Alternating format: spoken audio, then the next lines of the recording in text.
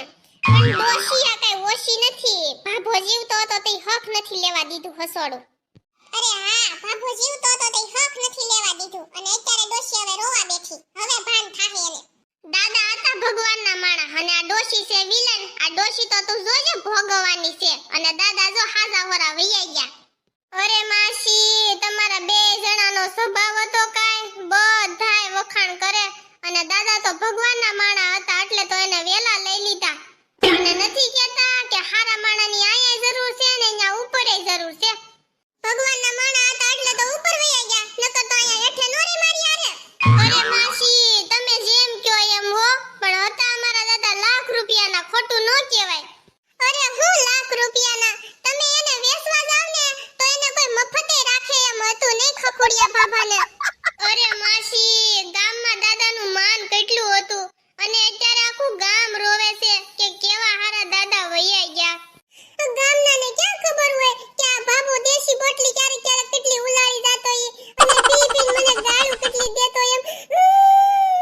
આ ડોશી કેટલી ગોલીની છે. ભાભો ઉપર વયા ગયો છે તોય હક નથી લેવા દેતી. હજી મોઢામાંથી હારું વેણ નથી કાઢ્યું ભાભા હાટુ.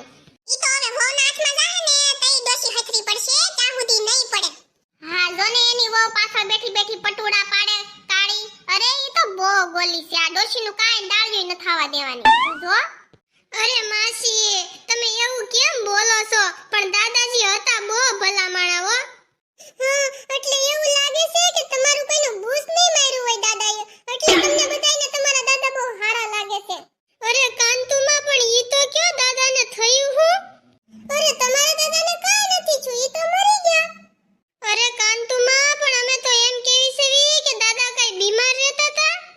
અરે તમારા દાદાને બીમારી તો કાઈ નથી, પણ તમારા દાદા બીમારી વાહે પડી ગયા હતા.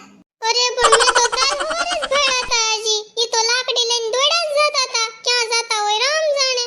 હવે બાબુ ક્યાં હસડો હાલી શકતો તો? ઘરની બહાર હસડો નતો નીકળતો. કેટલી ગાળું દઉં તો ઘરમાં ને ઘરમાં બાયું જેમ પડ્યો રહેતો.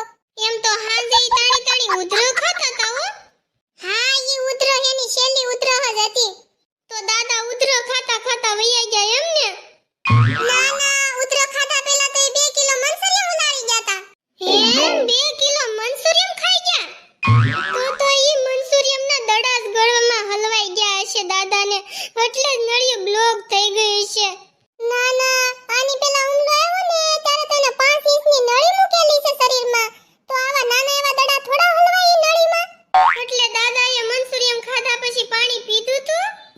હાથમાં છે વિસ્કી ને આંખોમાં પાણી, બેવફાડો તારી બહુ મહેરબાની.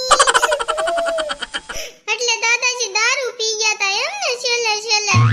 ઓલી સુસ્લી હો એટલા બધા માથા પસાડે છે પાછળ બેઠી બેઠી ક્યારની, એટલું તો આ ડોશીને કઈ દુખ નથી થાતું. ક્યારના ડોશી નાખમાં જળજળિયા ભર્યા છે પણ એક ટીપું હેઠું નથી પડ્યું હસોડું. અરે માય ગઈ ડોશી ને માય ગયો ભાભો, હાલ હવે આપણે સીતારામ કરીને ઘર ભેગા થાવી.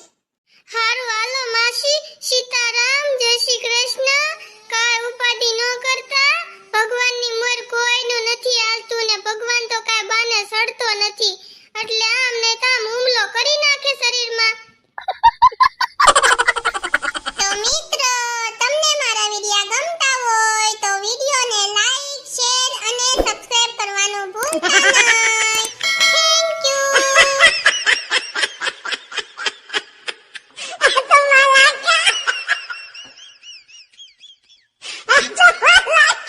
જો તમને અમારો વિડિયો ગમ્યો હોય તો અમારી ચેનલને લાઈક કરો, શેર કરો, કમેન્ટ કરો એન્ડ સબસ્ક્રાઇબ કરો. Thank you.